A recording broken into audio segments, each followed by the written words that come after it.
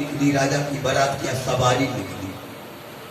जब राजा की सवारी निकली तो जैसे बारात निकलती है धूमधाम के साथ में, उसी प्रकार से राजा की है बारात सरीखी जमात चल रही थी। नौकर चाकर सिपाही लोग राजा साहब की जय हो, राजा साहब की जय हो, जय जयकार कर रहे थे। पीछे भी कुछ है भक्त लोग थे, जय जयकार कर रहे थे। और वह कारीगर दादा अपने लोहे को पीटीवे में लगी थी। बड़े जोर से ढोल धमाके बज रहे थे, बड़े जोर से बाजी बज रहे थे, लेकिन वह लोहार अपने उस लोहे को पीट रहा था। जमात आगे निकल गई, सवारी राजा साहब की आगे निकल गई, एक नौकर पीछे रह गए। उसने सोचा कब तक कौन तरफ जमात गई है, कौन तरफ जो यहाँ पर सेना गई है, राजा साहब की सवारी कहाँ गई। वह नौकर आया, जब तक इसका लोहा पिट चुका था। कारीगर से बोला दादा यहाँ से राजा की सवारी निकली है, ढोल धमाके के साथ में, बड़ी साजबाज के साथ में, नौकर चाकर जय जयकार कर रहे थे। आपने देखा किस रास्ते से गई है सवारी, आपने देखा किस मार्ग से गए हैं वे लोग, आपे के दरवाजे से गए। वह कारीगर दादा का बोले भैया हम तो अपने काम में ऐसे लगे रहे, ऐसे लगे रहे कि हमें जो अंदाजा नहीं है कि राजा की सवारी कब निकल गई। अच्छा और नौकर बोलो तो काम तो हाथों से करते, कान में रुई ठूस देती, कान से का आपको ढोल धमाके सुना नहीं पड़ेगा। उसने कहा क्षमा करना भैया बाबूजी, मैं अपने काम में इतना तल्लीन था, इतना तल्लीन था कि हमको कोई सुध बुध नहीं रही। इसको कहते हैं तन्मयता। कथा सुनना बहुत कठिन है, मन लगा करके कथा सुनना बहुत कठिन बात है। तजपस तदर्थ भावना। जब उस कारीगर का मन इतना संलग्न हो गया कि लौकिक काम करते करते जो राजा की सवारी को नहीं समझ पाया। और हम और आप तो एक साधारण जीव हैं, हम और आप इस भूतल भवाटिवी में फंसे हुए हैं। प्रेम से भगवान का जो यहाँ पर चरित्र श्रवण करने जा रहे हैं, ऐसे हम और आप तल्लीन हो जाएं कि हमको देह की सुध बुध ना रहे।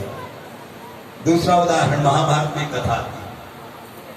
जब शिष्यों की परीक्षा की गुरुवर द्रोणाचार्य ने तो धनुष भी रखे थे, बाण भी रखे थे। एक वृक्ष के ऊपर, एक शाखा के ऊपर चिड़िया को रखा गया था। और गुरुजी आज अपने शिष्यों की परीक्षा लेने लगे।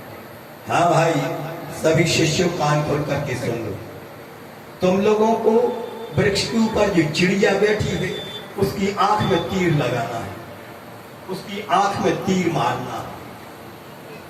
अब लड़कों को लगा कि हम पहले मार दें तो हमारा नाम हो जाए, हम पहले ही निशाना साध दें तो हमारा नाम हो। दुर्योधन आया, गुरुदेव हम ही जो पहले लक्ष्य साधेंगे।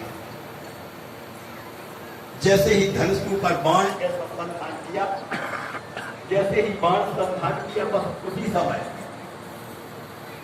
गुरुवर द्रोणाचार्य ने दुर्योधन से पूछा, भो सुयोधन मम वचनम शृणु लक्ष्य वेधस्य प्रथमः। भो दुर्योधन मम वाक्यम शृणु। ऐ दुर्योधन लक्ष्य वेध करने के पहले मेरा वाक्य सुनो।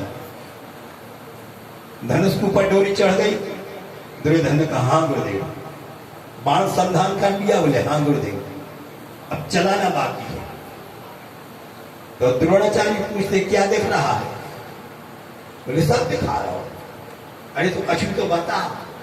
दुर्योधन ने कहा इतना बड़ा वृक्ष दिख रहा हूं, इतना बड़ा पेड़ दिखलाई पड़ रहा है, शाखाएं दिखलाई पड़ रही है, एक एक पत्ता दिखाई पड़ रहा है, और इसी शाखा के ऊपर एक चिड़िया बैठी, चिड़ैया बैठी है, उसकी आंख में तीर लगाऊंगे। लक्ष्य साध लिया। और क्या दिख रहा है? बोले गुरुदेव आप भी देख रहे हैं, और हमसे आदो ससुर हम दिखा रहा हूं। गुरु बाबा बोले बैठ जाओ, तुमने चला पे निशान को, तुम नहीं साथ पाओ। कितने जो है शिष्य लोग आए, सब के सब विफल हो गए। जब अर्जुन का जो है यहाँ पर नंबर आया तो अर्जुन से पूछा, गुरुदेव पूछने लगते हैं अरे अर्जुन तुमको क्या दिखलाई पड़ रहा है? अर्जुन कहने लगते, हे गुरुदेव चिड़िया दिखलाई पड़ रही है। अच्छा। द्रोणाचार्य ने दोबारा प्रश्न किया, हे गुरुदेव अब हम दोबारा आपके प्रश्न का उत्तर देंगे। द्रोणाचार्य पूछा, नहीं जा बता, अब क्या दिखा रहा? बोले चिड़िया। अब क्या दिख रहा है? बोले चिड़िया की आंख। गुरुजी पूछने लगते, अर्जुन अब क्या दिख रहा है? तीसरी बार जब पूछा तो उसी समय आज अर्जुन कहने लगते, हे गुरुदेव चिड़िया की आंख की पुतली दिखलाई पड़ रही है। चिड़िया की आंख की पुतली दिखलाई पड़ रही है। गुरुदेव कहने लगते हैं, चला दो बाण। जैसे ही बाण चलाया, ठीक पुतली में जाकर के वह अर्जुन का बाण लगा। इसको कहते हैं तल्लीनता। जब तल्लीनता के साथ में कोई कार्य किया जाता है तो वह सफलीभूत हो जाता है, वह सफल हो जाता है। हम और आप यदि भगवान की भक्ति करने को पधारे हैं तो धन्य भाग हमारे आपके। भगवान की बड़ी कृपा समझना जो आज कथा सुनने का अवसर प्राप्त होगा। अतिशय कृपा जाहि परे होई,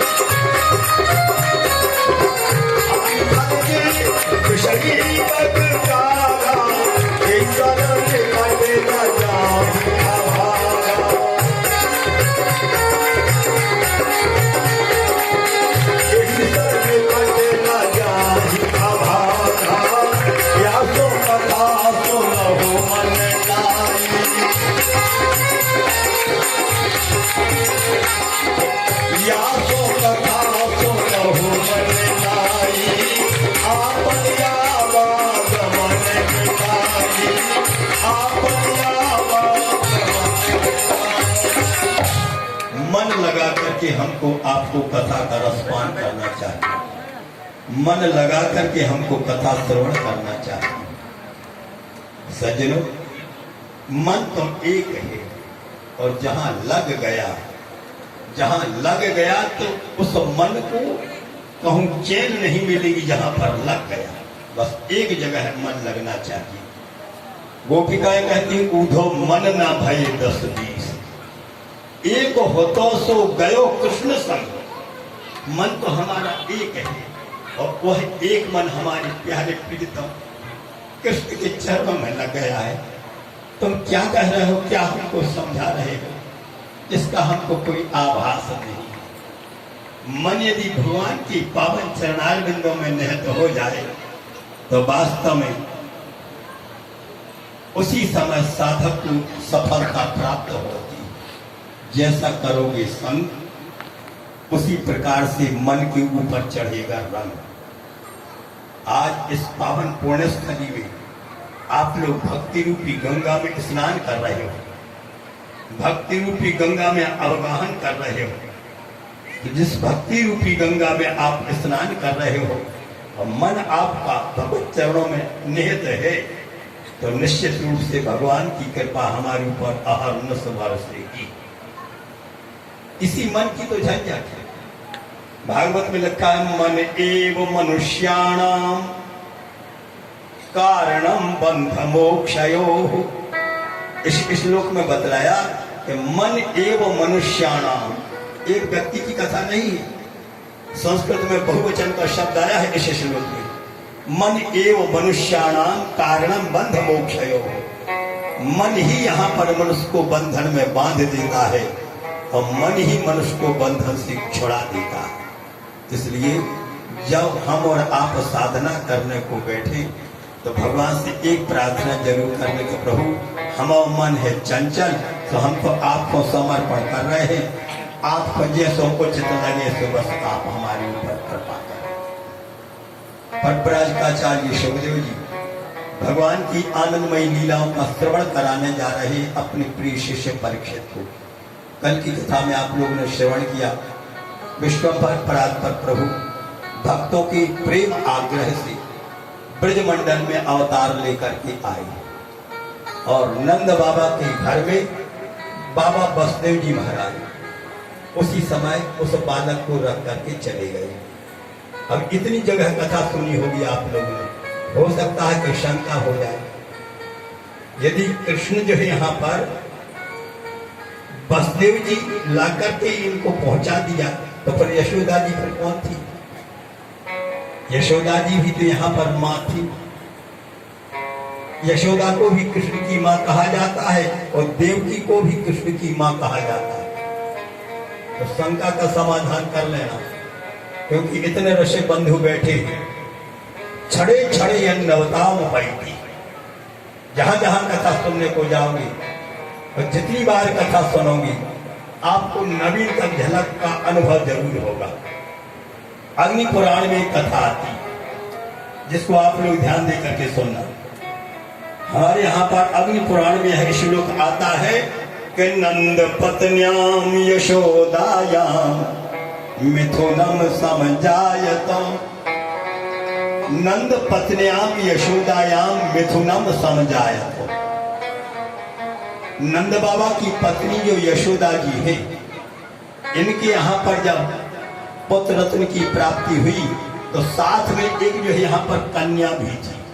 मिथुन का अर्थ होता है दो, कन्या और जो है पुत्र की प्राप्ति हुई। बड़े ध्यान से सुनना।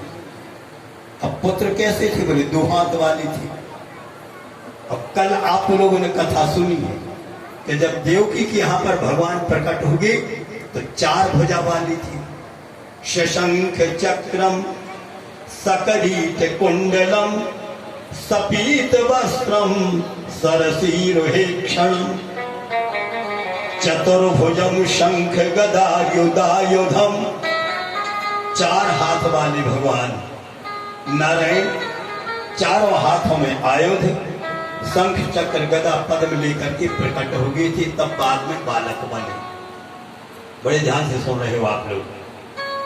देवकी की यहाँ पर चतुर्भुज रूपधारी बालक और यशोदा जी के यहाँ पर दो हाथ वाले बालक। अब आप लोग शंका करो कि भगवान का अलग अलग है। भगवान तो एक है लेकिन उनके रूप तो अनेक है, उनके स्वरूप तो अनेक है, उनके नाम तो अनेक है। विष्णु सहस्त्र नाम में इसका प्रमाण आता है। तो जो भी कह रहा हूं प्रमाण दे करके कहने जा रहा हूं जितना बनेगा। भगवान के अनेक रूप रूपायो विष्णवे प्रभ विष्णवे। भगवान के अनेक रूप है।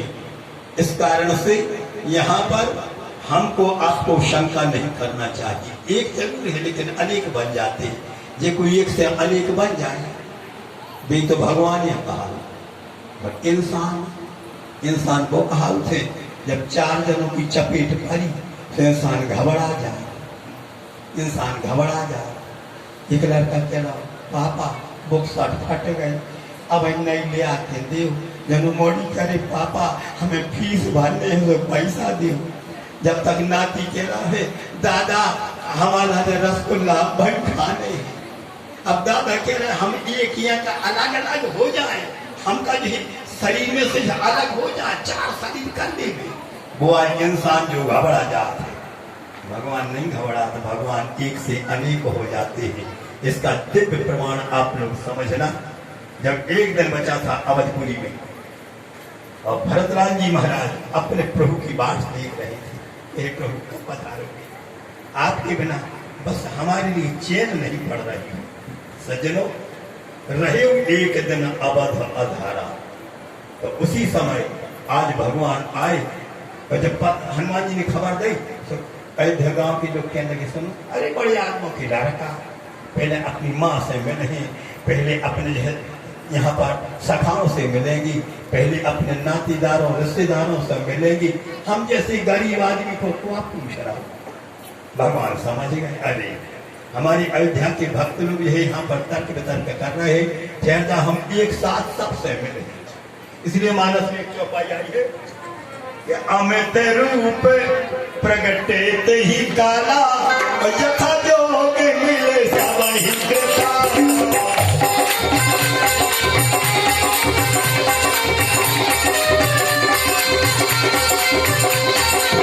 अमित रूप प्रगटे ते ही काला,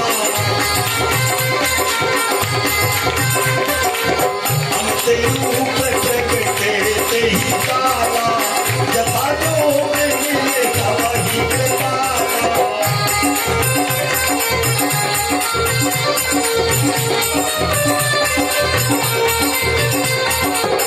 रघुवर जब यहाँ अवध में आए, रघुवर जब यहाँ अवध में आए, सभी बाल कुछ भाव दिखाए।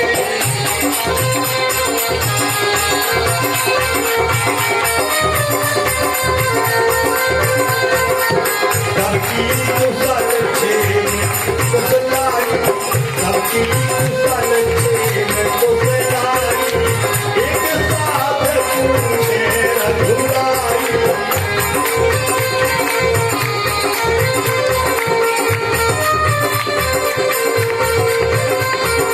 सबकी कुशल छेन वहाँ पाई, एक साथ पूछे रघुराई, एक साथ पूछे रघुराई। एक साथ, अलग अलग नहीं। जितने अयोध्या के भक्त लोग थे, भगवान ने उतने ही स्वरूप बनाए, भगवान ने उतने ही रूप बनाए, और एक एक रूप से आज वहां पर मिलन होने जा रहा है। ये है भगवान। भगवान समर्थ है और इंसान असमर्थ है। इस अभिप्राय को समझते हुए हमारे सभी रसिकजन आज भगवान की इस पावन लीला में शंका नहीं करेंगे। आइए अपनी जगह पर आया।